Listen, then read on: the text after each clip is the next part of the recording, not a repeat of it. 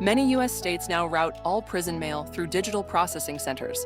If you are writing to states like Florida, Pennsylvania, or Ohio, here is what happens to your physical letter.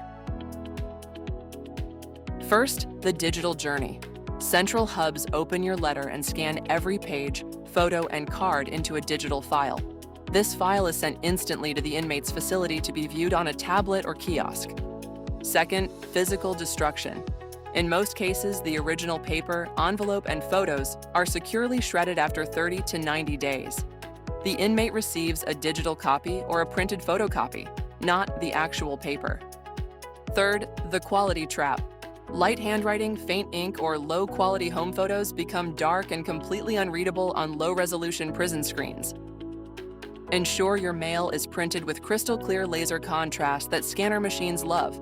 Send your letters through sendinmatemail.com today and guarantee your loved one can read every single word. Visit sendinmatemail.com now.